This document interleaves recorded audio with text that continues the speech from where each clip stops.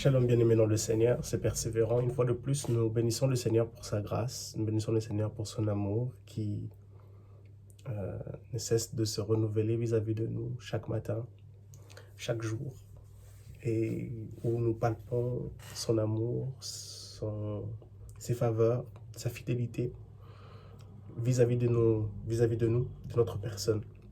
Et nous bénissons le Seigneur parce que Christ en nous l'espérance de la gloire. Et c'est pour nous une passion de pouvoir propager la bonne nouvelle de Christ au travers des médias, au travers des réseaux sociaux. Nous le faisons avec amour, avec joie, puisque Dieu nous demande en tant qu'enfants de Dieu de pouvoir propager le nom de celui qui a vaincu la mort par tous les moyens. Allez dans toutes les nations et faites des nations mes disciples.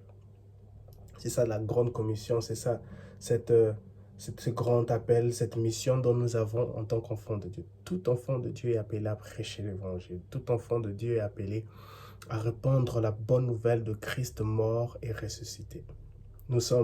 S'il y a la grâce de Dieu, il y a aussi la justice de Dieu. Et si nous sommes sujets de la grâce de Dieu, nous sommes appelés à faire de cela un instrument tangible et palpable pour propager la bonne nouvelle, pour dire au monde: voici, j'étais dans le négatif et la grâce de Dieu m'a trouvé, s'est tendue vers moi, m'a transformé, m'a délivré, et voici, je suis devenu une personne toute nouvelle. Et cela est tout un matériel didactique et pour prêcher l'évangile et pour gagner des âmes à Christ. Et comme vous le savez, nous avons l'habitude le week-end de faire le résumé à travers de cette vidéo, résumé de nos méditations de la semaine,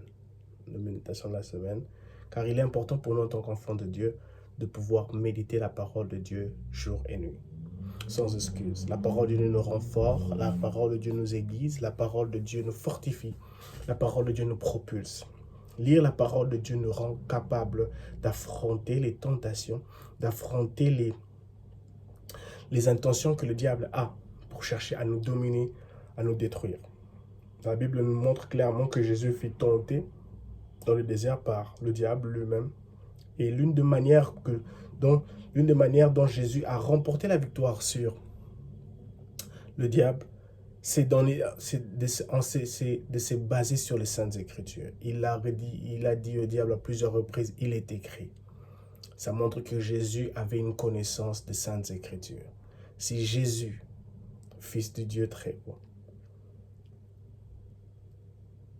avait donné de la valeur aux Saintes Écritures, si Jésus s'était saisi des Saintes Écritures pour se défendre vis-à-vis des tricks, vis-à-vis des puissants, vis-à-vis des paroles séductives du diable, à combien plus forte raison nous, enfants de Dieu, nous, humains? Ceci est très très important pour nous. Alors sans plus tarder, nous commençons avec le lundi. Il est de coutume pour moi de définir le lundi comme un jour prémisse. Nous dédions ce jour à Dieu. C'est le premier jour de la semaine. C'est le premier affrontement de beaucoup de choses pour ceux qui se retrouvent dans le monde professionnel. C'est un jour très stressant parce qu'on sort d'un week-end qui est peut-être passé très rapidement, ou bien un week-end qui était très intensif, très occupant, un week-end qui était plein d'activités, et d'autres peut-être des week-ends qui n'étaient pas du tout bons. On n'a pas pu profiter de cela comme il se doit. Mais nous nous sommes retrouvés lundi. Et lundi, nous avons partagé sur le livre de Matthieu chapitre 24, le verset 35. La Bible dit: le ciel et la terre passeront, mes paroles ne passeront jamais. C'est Jésus qui parle. Il dit clairement: le ciel et la terre passeront, mais mes paroles ne passeront jamais. La parole de Christ domine sur le temps et l'espace. La parole de Dieu, elle domine sur le temps et l'espace. Quitte à nous, alors c'est-à-dire que quitte à nous de pouvoir donner de la valeur à cette parole. Si nous ne voyons pas les résultats de cette parole, peut-être il se pourrait que nous n'utilisons pas cette parole comme il se doit. Peut-être que nous ne donnons pas de la valeur à cette parole comme il se doit. Et c'est la raison pour laquelle nous n'arrivons pas à la voir, nous n'arrivons pas à palper le résultat de cette parole. J'ai toujours donné cet exemple. Il y a ces personnes qui font référence à des cultes, à des sciences ténébreuses ou bien à des fétiches, quoi que ce soit comme vous pouvez les définir. Et ils suivent à la lettre tous les préceptes, toutes les recommandations de ces personnes qui ne connaissent absolument pas Christ, qui ne connaissent absolument pas Dieu, qui ont pour intention de nuire et non de bénir, et non de réjouir, et non d'offrir un bonheur. Et nous devons savoir que la parole de Dieu, elle domine sur le temps et l'espace. Le ciel et la terre passeront. Ces choses que nous voyons ici sur terre passeront. Vanité des vanités, tout est vanité. Telles sont les paroles du roi Salomon. Il est très très important pour nous de comprendre que le ciel et la terre passeront. Mais les paroles de Dieu ne passeront jamais. Saisissons-nous comme jamais des paroles de Dieu. Faisons ancrer ces paroles dans nos cœurs, dans notre mémoire, dans notre pensée. Méditons les jours et nuits, afin que cela produise la vie en nous, afin que cela puisse articuler le bonheur, le vrai bonheur qui s'appelle Jésus-Christ qui est en nous, afin que cela puisse fructifier, puisse rayonner, faire rayonner notre fort intérieur. La parole de Dieu, nous avons dit aussi le lundi que la parole de Dieu est un gain et une délivrance. La parole de Dieu est un gain et une délivrance. Jésus-Christ a pu remporter la victoire. Jésus-Christ a pu remporter la victoire face à la tentation du diable en utilisant la parole de Dieu, en utilisant les Saintes Écritures. Les Saintes Écritures sont un gain et une délivrance. La Bible, j'aime ce passage dans le livre de Psaume 107, le verset 20. La Bible dit, il envoya sa parole et les guérit, et il les fit échapper de la fosse. Il n'envoya pas un building. Dieu n'envoya pas des biens matériels. Dieu n'envoya pas des comptes en banque. Dieu n'envoya pas des relations. Dieu n'envoya pas quoi que ce soit. Dieu n'envoya pas des hommes d'affaires. Non, il envoya sa parole et les guérit. Il envoya sa parole et les guérit. Il les fit échapper de la fosse. Lorsque le psaume 107, le verset 20. Il y a plusieurs histoires dans la Bible où on voit le centenier qui dit « Dis-moi un mot. Et mon serviteur sera guéri. » La puissance de la parole de Dieu, la puissance des Saintes Écritures, la puissance des paroles de Dieu. La Bible est pleine des paroles de Dieu. La Bible est la parole de Dieu en soi. Si nous nous saisissons de la parole de Dieu, si nous faisons vivre ces Saintes Écritures en nous, si nous donnons de la valeur, si nous décidons d'implémenter chaque ligne, chaque écriture, chaque livre de la Bible en nous, nous verrons les choses être articulées à la manière divine, pour une élégance merveilleuse, pour une élégance solide et sûre, d'un futur radieux, d'un futur rayonnant. Il est important pour nous de donner de la valeur aux Saintes Écritures. Implémentons les Saintes Écritures, chaque ligne des Saintes Écritures en nous. Et c'est alors que nous verrons des résultats s'accomplir. Et c'est alors que nous palperons les délivrances, les restaurations que nous avons tant cherchées. Et nous avons fait cette prière le lundi pour dire, Seigneur, aide-moi à ne pas sous-estimer et négliger la puissance de ta parole. Il est important pour nous en tant qu'enfants de Dieu de ne pas sous-estimer et négliger la puissance de la parole de Dieu. Si en tant qu'humains, nous donnons de la valeur aux paroles des féticheurs, aux paroles des différents groupes sataniques, occultes, où nous devons faire des incantations basées sur des livres, sur des livres purement sataniques, mais qui, d'un côté, peut-être nous donnent un bonheur, mais un bonheur éphémère, un bonheur qui ne garantit même pas la joie de notre cœur, où nous sommes toujours, tout le temps, en panique, parce que nous voulons faire les choses à la règle. À combien plus forte raison quelque chose qui est très simple, comme la Bible, la parole de Dieu. Si nous nous saisissons de cela, si nous faisons de cela notre arme, nous verrons les choses être transformées, nous verrons les choses changer. Et ceci est très, très, très important pour nous. Que Dieu nous aide à ne pas sous-estimer la parole de Dieu.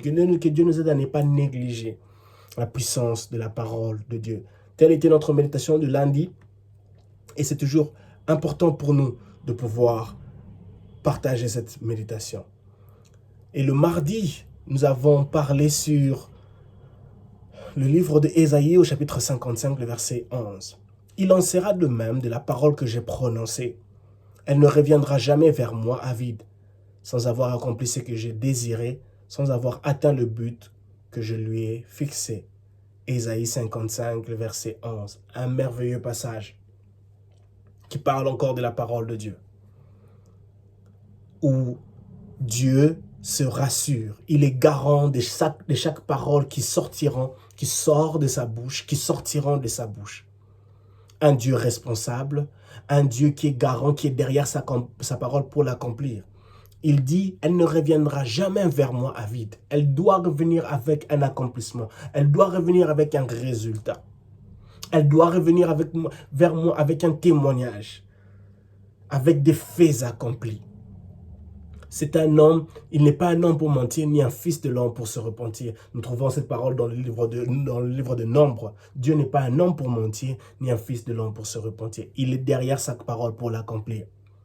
Il dit, sans avoir accompli ce que j'ai désiré, sans avoir atteint le but que je lui ai fixé. Lorsque la parole de Dieu sort, elle sort de sa bouche, elle sort de la bouche de Dieu, elle sort avec une mission bien précise.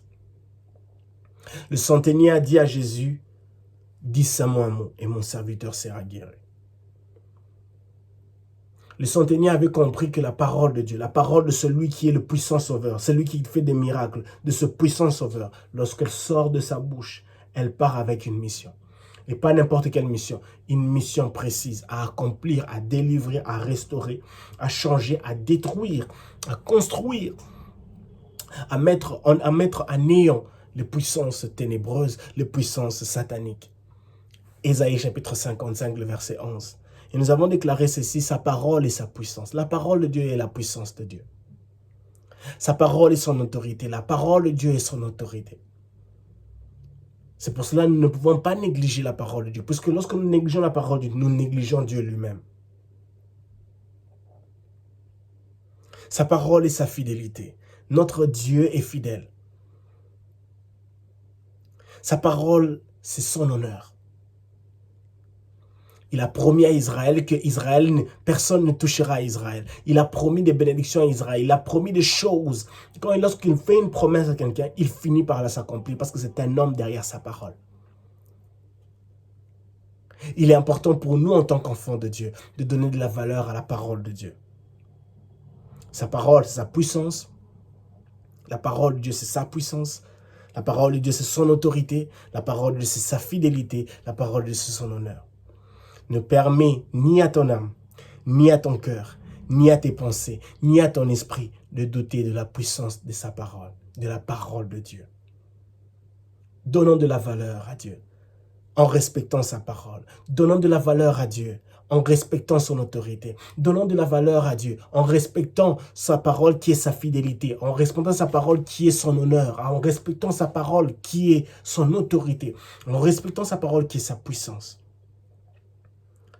Et c'est possible de le faire. C'est possible de le faire.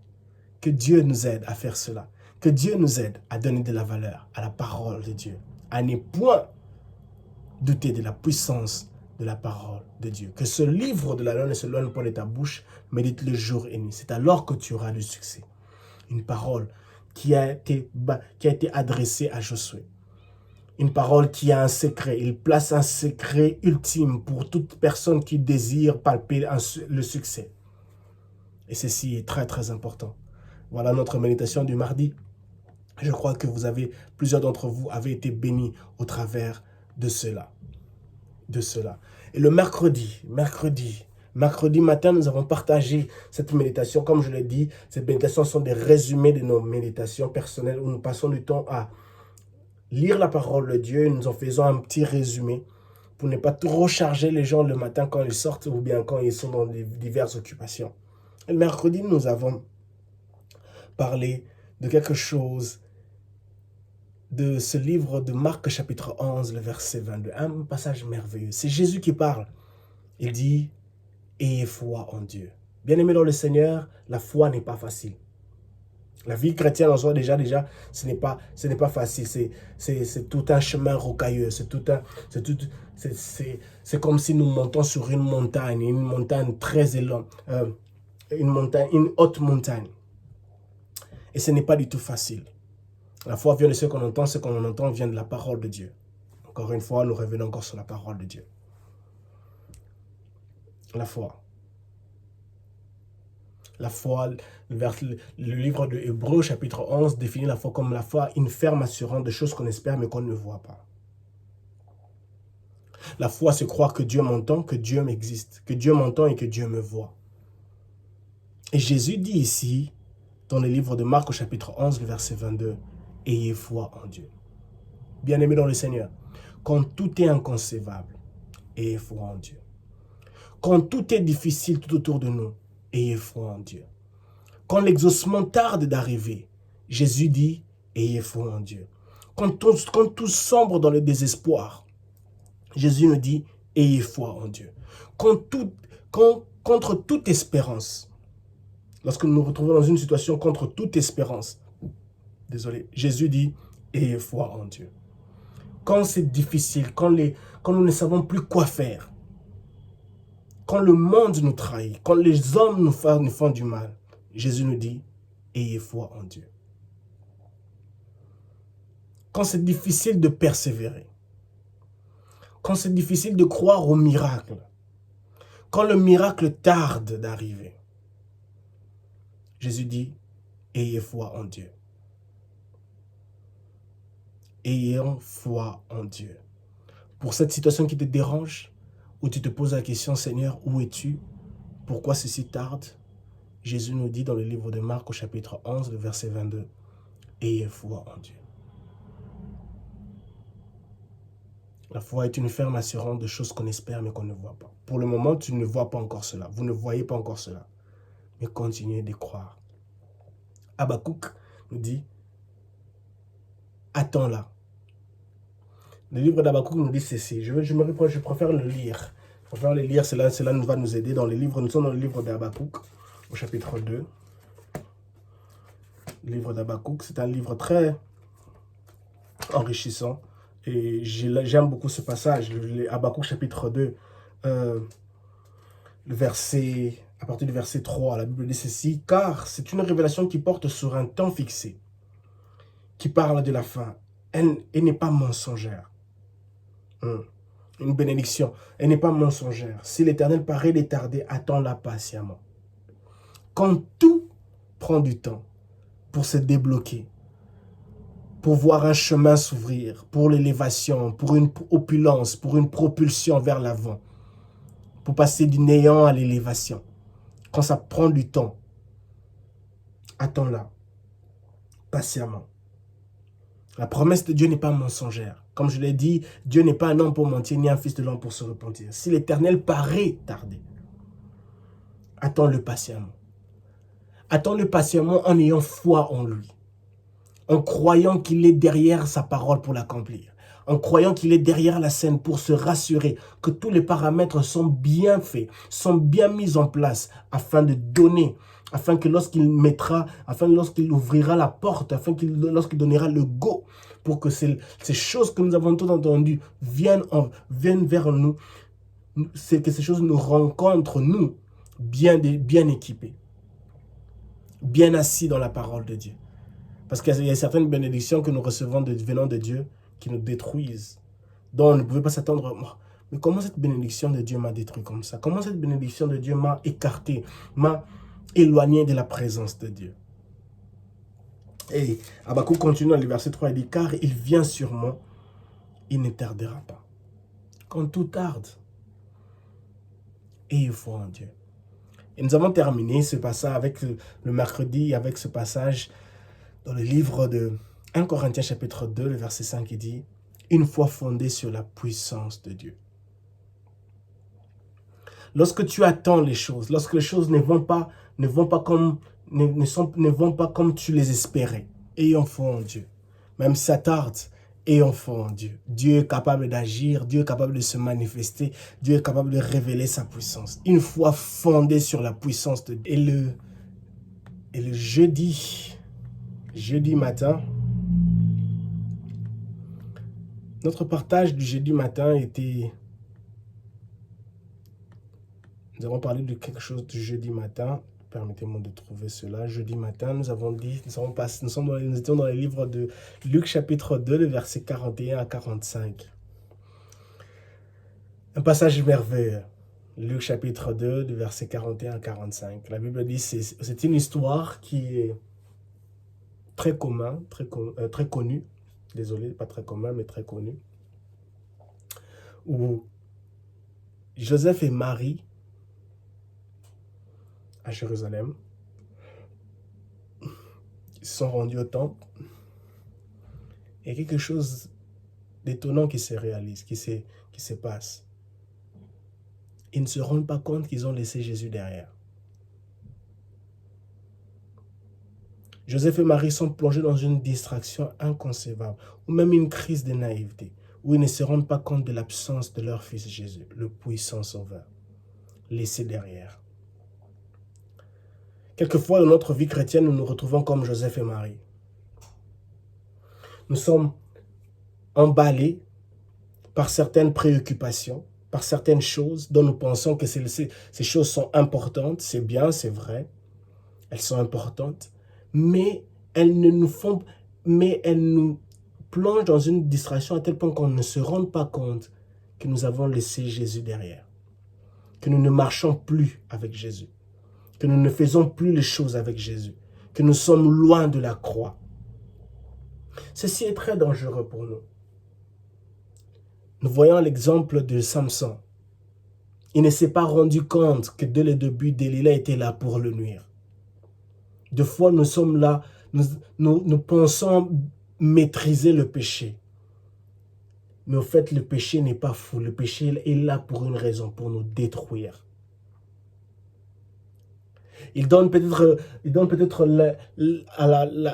l'apparence d'être succulent, d'être bon.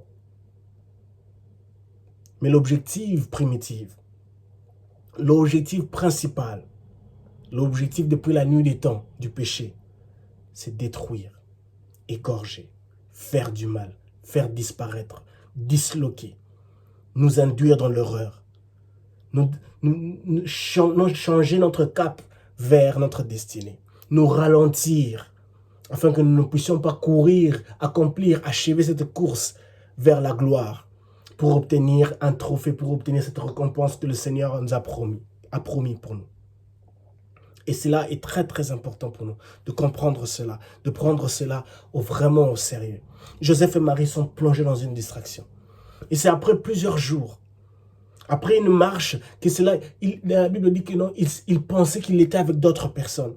Ils ne se sont même pas préoccupés, ils ne se sont même pas souciés de savoir où est notre fils. Où est ce fils-là? Où est notre enfant?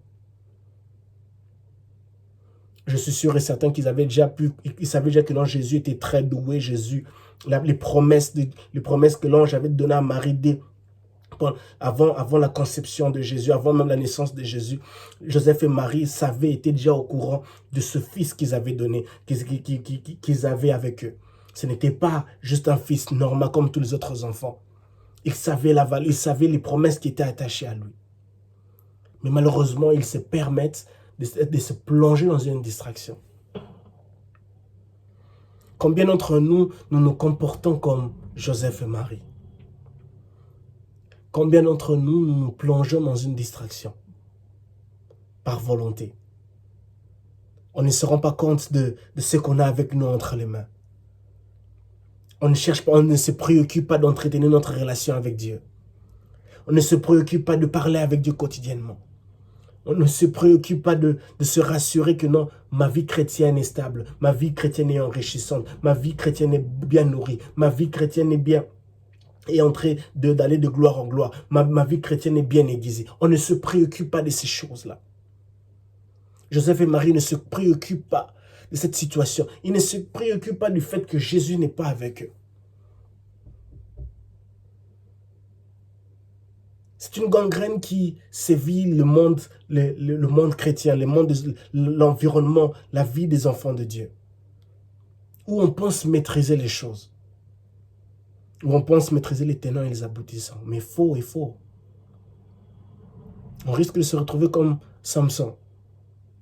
Pensons que on maîtrisera toujours Delilah. Non. Il arrivera un temps. On ne se rendra pas compte que Delilah nous a vendus. Et Delilah nous a tués. Delilah a détruit notre destinée. Rassurons-nous de garder Jésus près de nous. De garder Jésus, de marcher avec lui. Quel bonheur de marcher avec lui. Ce puissant sauveur. Garde Jésus à tes côtés et ne t'en sépare pas.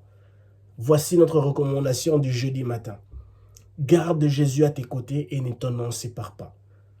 Peu importe les difficultés, peu importe les hauts et les bas, peu importe les situations que nous pouvons traverser, gardons Jésus à nos côtés. Gardons Jésus à nos côtés. Gardons Jésus à nos côtés. Rassurons-nous qu'il est à nos côtés. Et ne nous séparons pas de lui. Que Dieu vous bénisse. Cela a été le passage du jeudi. Et c'est très très important pour nous de comprendre cela. Et pour le vendredi, nous avons fait cette méditation dans le livre de Exode au chapitre 1. Exode chapitre 1. J'aimerais vraiment que nous puissions parler sur ce sujet d'Exode chapitre 1, qui est un sujet merveilleux, qui parle de la sortie des enfants d'Égypte. Exode chapitre 1, qui parle de la sortie des enfants d'Égypte. Il y a plusieurs choses qu'on doit tirer de ce livre d'Exode chapitre 1. Plusieurs enseignements. Et l'une d'elles que nous avons voulu partager, commence à partir du verset 15 jusqu'au verset 22. Je vais le lire dans la version Semeur. La Bible dit ceci: il y avait 2 sages-femmes pour les Hébreux. Elles se nommaient Shifra et Poua. Le Pharaon leur donna cet ordre. Verset 16. Quand vous accoucherez les femmes des Hébreux et que vous aurez constaté que le sexe de l'enfant, si c'est un garçon, mettez-les à mort. Si c'est une fille, qu'on la laisse vivre. Verset 17. Mais les sages-femmes craignaient Dieu. Elles n'obéirent pas au Pharaon, elles laissèrent la vie sauf aux garçons. Verset 18. Le Pharaon les convoqua et leur demanda: pourquoi avez-vous fait cela? Pourquoi avez-vous laissé vivre les garçons?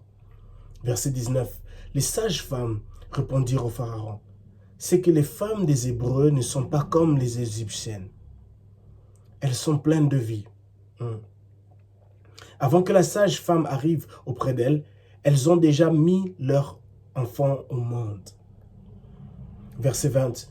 Dieu fit du bien aux sages-femmes et le peuple continua de se multiplier et devint extrêmement puissant. Verset 21. Alors que, comme les sages-femmes avaient agi par crainte de Dieu, Dieu fit prospérer leur famille. Verset 22, le Pharaon ordonna à tous ses sujets: jetez dans le fleuve tous les garçons nouveau-nés des Hébreux, mais laissez vivre toutes les filles. Un passage merveilleux, un passage enrichissant, un passage plein de vie. Exode chapitre 1, verset 15 au verset 22.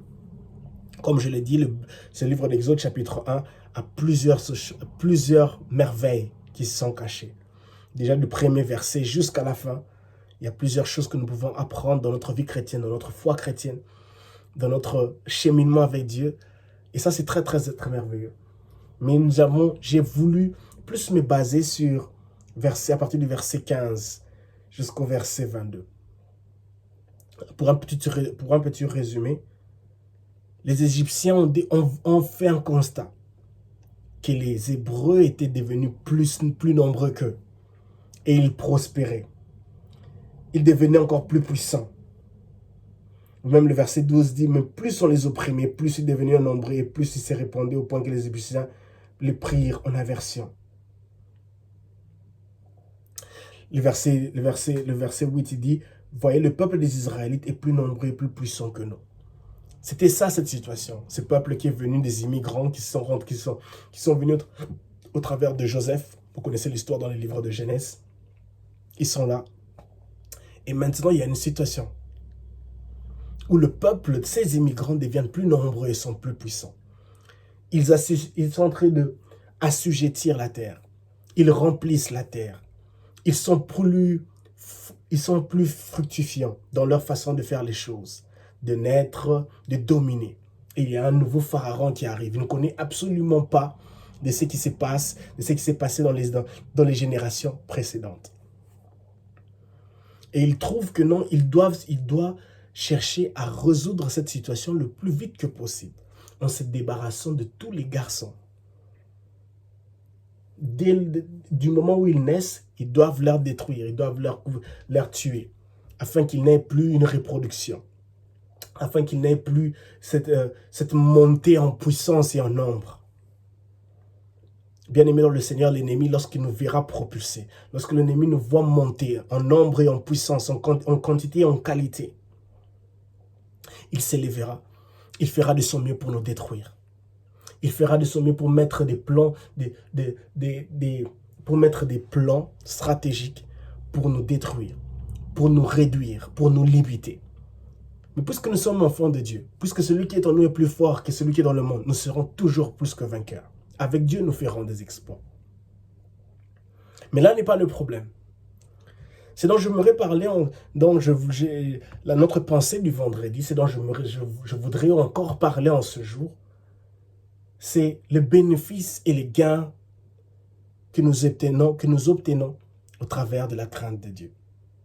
Bien-aimés dans le Seigneur, la Bible dit que la crainte de Dieu est le commencement de la sagesse. La crainte de Dieu est le commencement de la sagesse.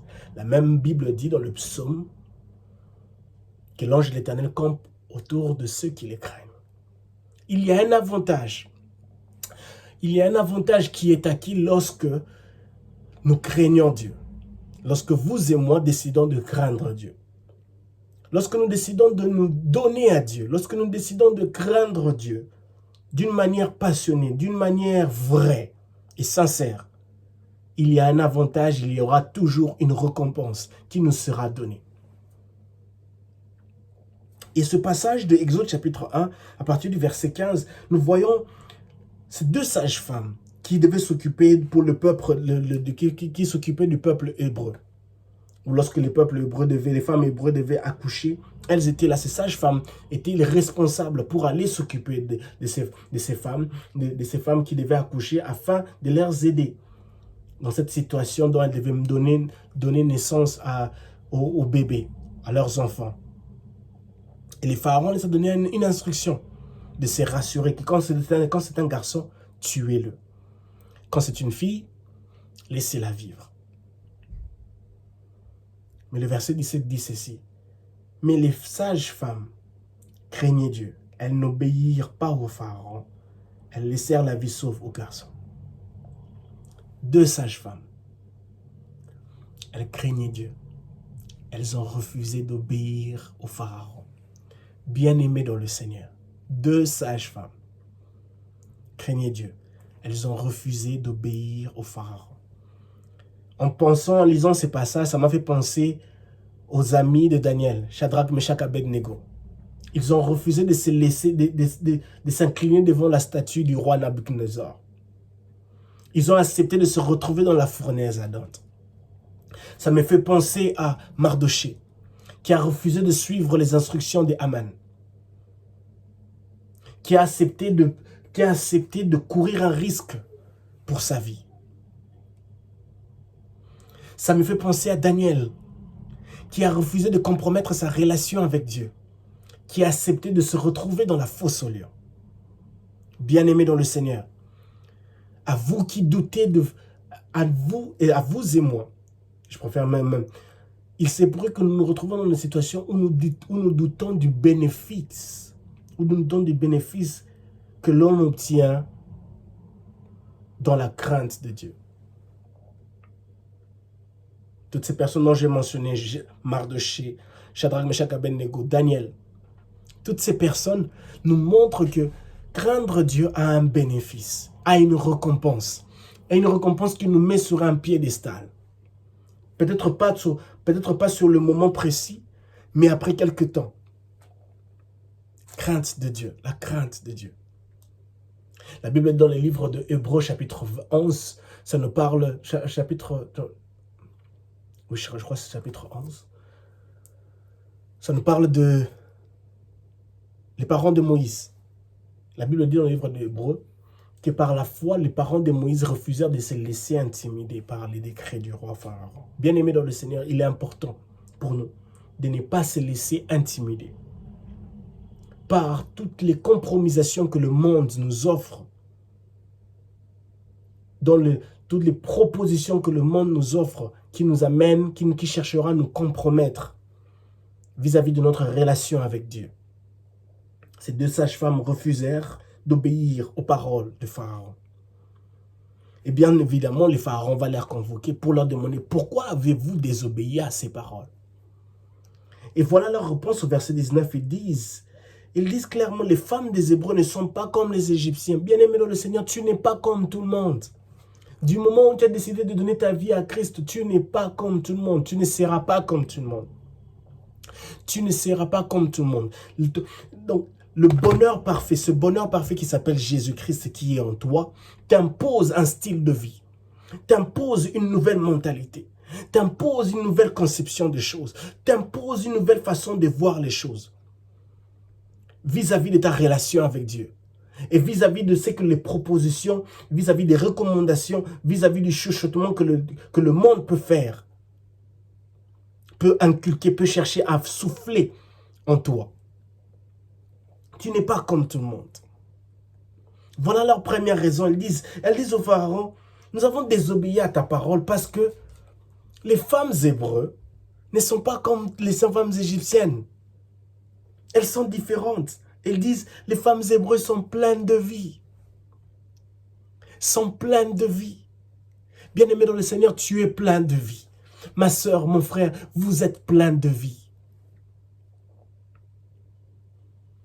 Ne vous laissez pas comparaître, ne cherchez pas à vous comparaître avec d'autres personnes. Vous ne serez pas comme tout le monde. Vous n'êtes pas comme tout le monde. Puisque Christ demeure en vous, il y a une nouvelle façon de vivre.